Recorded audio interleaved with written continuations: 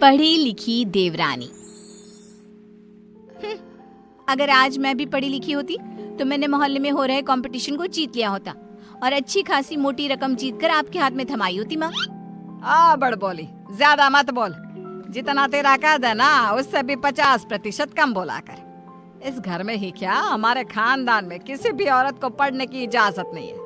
देख तेरी बड़ी भाभी मधु, ये भी कहाँ पढ़ी है, इसके घर वालों ने भी इसे पढ़ने नहीं दिया। तो अब आप बाकी लोग जो करेंगे वही करोगी? पढ़ना सिर्फ लड़कों के हाथ में है। किताब, पेन, पढ़ाई ये आदमी ही कर सकते हैं, क्योंकि उन्हें ही तो आगे जाके कमाना है। औरतों को तो सिर्फ बेलन, झाड़ू और पोछा यही करना है जीवन भर। और तेरे इस कंपटीशन को जीत कर मुझे नहीं चाहिए पैसे। मेरा बड़ा बेटा सागर अब कमा रहा है और छोटा बेटा तेज भी अपने कॉलेज की पढ़ाई के बाद कमाएगा ही। तारिनी, तू तो बस अपनी बड़ी भाभी से खाना बनाना और घर के बाकी काम करना सीख ले। सच में आप सबकी सोच ना जमीन में धसी हुई रहेगी लाइफ टाइम। न जाने क्यों मैं इस घर में पैदा हुई। ऐसा नहीं बोलती तारिनी। तारिनी रोकर अपने कमरे में चली जाती है। पाठक परिवार में आज तक किसी भी लड़की ने पढ़ाई नहीं की और सिर्फ लड़कों को ही इजाजत दी जाती है, लड़कियों को नहीं। बिंदु के 2 बेटे होते हैं। बड़ा बेटा सागर जो एक अच्छी नौकरी करता है और उसकी बीवी मधु है, और छोटा बेटा तेज जो अभी कॉलेज में अपने लास्ट ईयर की पढ़ाई पूरी कर रहा होता है। बिंदु और यशराज ने कभी अपनी बेटी तारिनी को पढ़ने नहीं दिया, जिसकी शिकायत वो आज तक करती है। तेज को अपने कॉलेज में प्रीति नाम की एक लड़की से प्यार हो जाता है। प्रीति, वो दरअसल मुझे ये बात तुमसे बहुत समय से कहनी है। कल इकोनॉमिक्स के क्लास के बाद मैं तुम्हारे लिए रुका भी था, लेकिन तुम चली गई। बोलो ना तेज, क्या हुआ, क्या कहना है तुम्हें? प्रीति, अब मुझे तुमसे प्यार हो गया है। क्या तुम मुझसे शादी करोगी? देखो, हम पिछले 5 साल से एक दूसरे को जानते हैं। आई नो तेज, जैसे तुमने अपने जज्बातों को मन में छुपा के रखा, वैसे मैंने भी छुपाया। मैं भी तुमसे प्यार करती हूँ, लेकिन मैं तुमसे शादी कैसे कर पाऊंगी? क्यों? कौन रोक रहा है हमें? जहाँ तक मुझे पता है हमारे शहर में लड़कियों को पढ़ने नहीं देते, ना ही पढ़ी लिखी लड़कियों से शादी करवाई जाती है। तुम्हारी बहन तारिनी भी नहीं पढ़ पाई ना अब तक। आई नो, फिर तुम्हारी माँ कैसे मानेंगी? तुम इस सब की चिंता मत करो। I'll fix that all। बस भरोसा और हिम्मत रखो। तेज घर जाकर अपने माता पिता बिंदु और यशराज से बात करता है इस बारे में, और प्रीति के बारे में जानकर बिंदु और यशराज कहते हैं, हैं? तू बोरा गया है क्या लल्ला? देख, ये सब हमारे घर में ही नहीं, राज घरानों में भी होता है। अब प्रीति के माँ बाप होंगे फिर पूरी, लेकिन हम नहीं। हाँ बेटा, ये शादी कतई नहीं हो सकती। शादी में लड़का आगे और लड़की पीछे होती है। वैसे ही जीवन में भी पत्नी पति से एक कदम पीछे ही होनी चाहिए। ठीक है, अगर आप लोगों को ये सही लगता है तो मैं भी वही करूँगा जो मुझे सही लगता है। अब आप सब मेरा मरा हुआ मुंह ही देखोगे। गंगाजल तैयार रखिएगा। हाय हाय लल्ला, ये तो क्या बोले जा रहा है, पागल हो गया है क्या? तेज अपनी जिद से पीछे नहीं हटता और वो पूरे 1 महीने तक बिंदु, यशराज और अपने बड़े भाई सागर को मनाने में ही लगा रहता। तब कहीं जाकर कुछ महीनों बाद वो सब राजी होते हैं और कॉलेज की पढ़ाई खत्म होते ही 1 साल बाद तेज और प्रीति की शादी हो जाती है। लेकिन बिंदु, यशराज और सागर अब भी इस शादी से थोड़े से नाखुश ही होते हैं। जब घर के सभी आदमी खाना खाने बैठते हैं तब प्रीति भी उनके साथ खाना खाने के लिए बैठती है। तभी अरे ओ कल की अंधी, पागल हो गई है क्या? अरे माना कि तुम एक पढ़ी लिखी लड़की हो, लेकिन इसका मतलब ये तो नहीं ना कि घर के और ससुराल के तौर तरीकों का पालन भी ना किया जाए।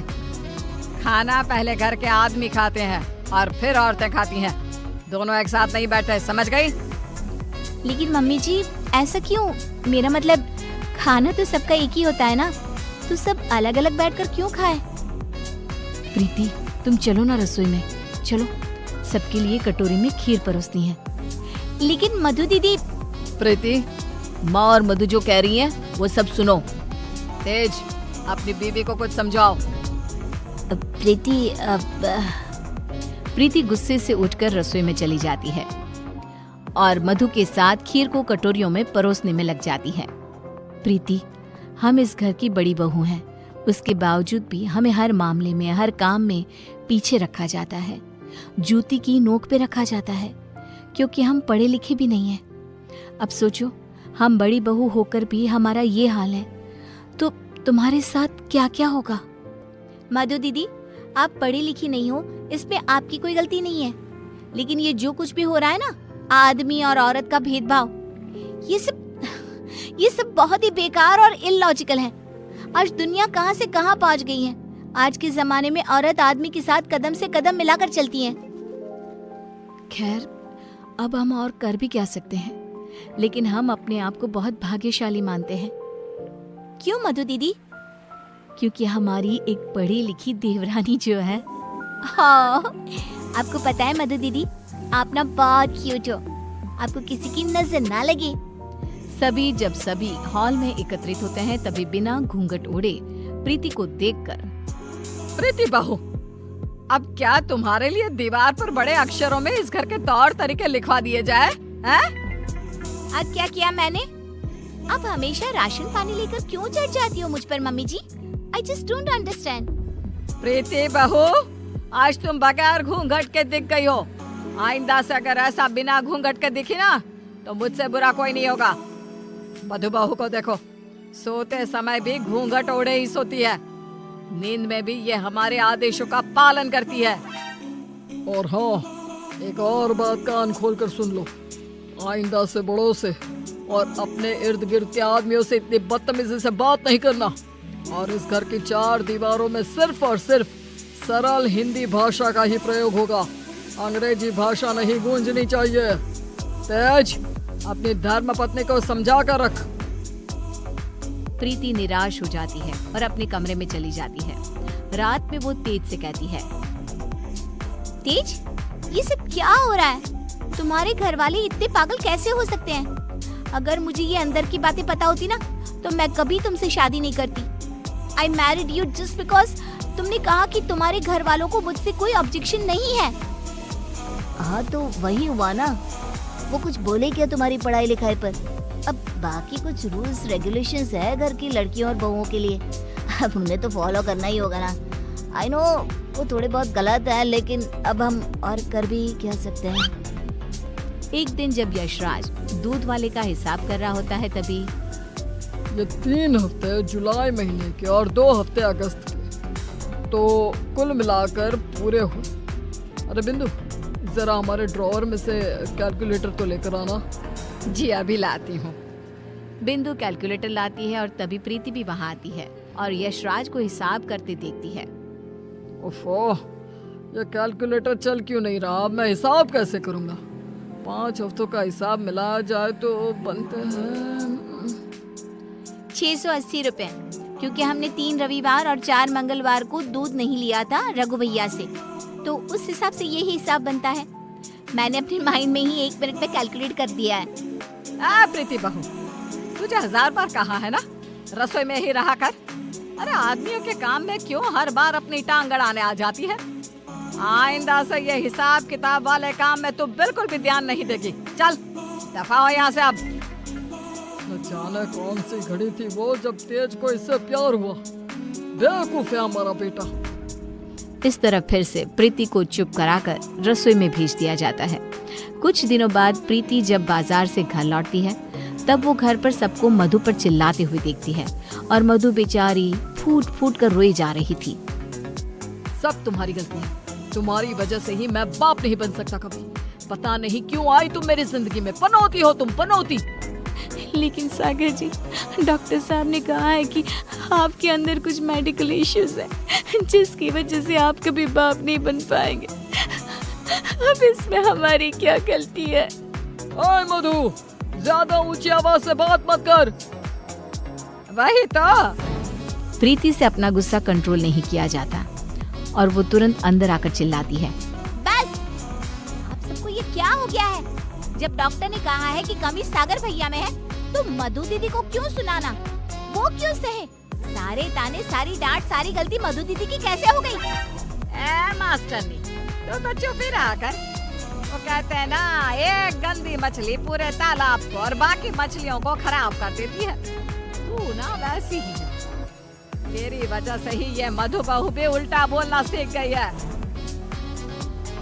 नहीं माँ, ये सरासर गलत है। गलती सागर भाई की है। नहीं, मधु में ही कोई दोष है। हमारे बेटे सागर में कोई दोष हो ही नहीं सकता। ये मनहूस मधु कुंडली मारकर बैठ गई है हमारे सागर के जीवन में।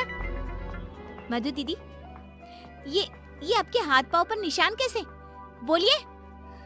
सागर जी ने हमें बहुत मारा प्रीति, हमें बचाओ इन सब से, ये सब बहुत बुरे हैं। मधु प्रीति के गले से लिपटकर रोए जा रही थी। सागर गुस्से में आकर मधु पर हाथ उठाने जा रहा था कि तभी प्रीति उसके पास जाकर उसका हाथ पकड़कर मोड़ देती है। मेरा हाथ। एक आदमी अगर गुस्से में शैतान बन जाए तो एक औरत क्रोध में काली का रूप धारण कर लेती है। समझ गए सागर भैया? और आप सब, अरे एक बार ध्यान से सोचिए, दिल से सोचिए ना। अगर ऊपर वाले ने आदमी और औरत को साथ में बनाया है तो हम क्यों फर्क करें? क्यों औरतें आदमियों से पीछे रहें? दोनों साथ में कदम से कदम मिलाकर चल सकते हैं ना। साथ में काम करके अपना घर, अपनी गृहस्थी चला सकते हैं ना। गलती सोच की है। अगर सोच बदलोगे तो ही बदलाव आएगा, वरना जमीन में ही धंस के रह जाओगे। उतने में तेज अपने साथ पुलिस अफसर्स को लेकर आता है। सागर भाई, आप मेरे बड़े भाई हो, लेकिन आज जो मुझे आपके बारे में पता चला, कैसे आप मधु भाभी को मारते हो, उन पर अत्याचार करते हो, इसके बाद से आप मेरे कोई नहीं।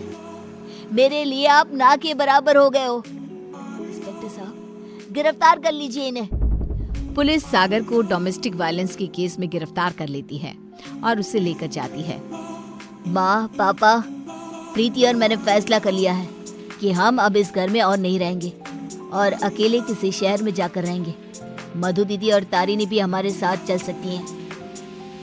इस तरह तेज और प्रीति वहाँ से चले जाते हैं और मुंबई शहर आकर तारिनी और मधु दोनों भी पढ़ने जाती हैं और सभी अपना जीवन खुशी से बिताते हैं। वहीं बिंदु और यशराज, जिन्हें तेज हर महीने पैसे और खत भेजता है, वो दोनों अपने बच्चों की याद में रोते रहते हैं और उनकी खतों को ही पढ़ते रह जाते हैं।